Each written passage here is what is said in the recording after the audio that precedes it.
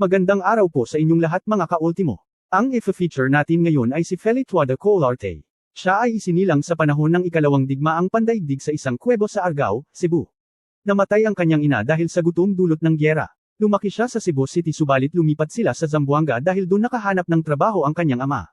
Nag-asawa muli ang kanyang ama at nabibiyaan ng 9 na anak. Dahil siya ang panganay sa magkakapatid, siya ang nagsilbing katuwang ng kanyang stepmother sa lahat ng gawain sa bahay.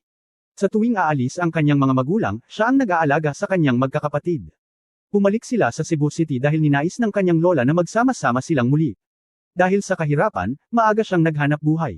Pagsamantala, nakapagtrabaho siya bilang isang assistant polisher sa isang furniture shop sa tulong ng kanyang tiyahin na si Rosa at Lola Ferto. Kalaunay nakapasok siya sa isang missionary house bilang katulong at naging malaking tulong sa kanila upang matustusan ang pangangailangan ng kanyang mga kapatid. Nabihag ang kanyang puso sa isang pastor na si Bonifacio Colarte at nanirahan sila sa Bohol.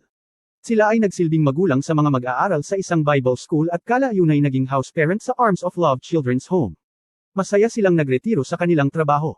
Ang maipapayo niya sa mga nanonood ay palaging magpasalamat sa Diyos kahit sa maraming pagsubok na darating sa buhay. Huwag mawalan ng pag-asa dahil gagabayan ka niya. Magtiwala ka lang sa Diyos.